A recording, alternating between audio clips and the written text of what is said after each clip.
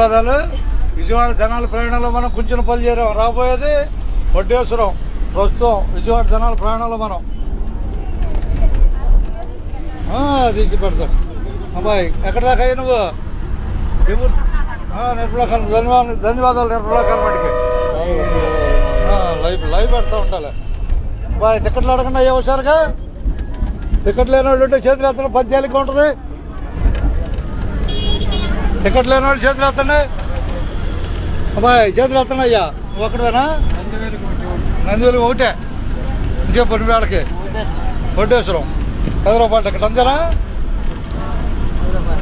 ఎక్కడెక్కావు నువ్వు? తాడేపల్లి నుంచి వడ్డేశ్వరం.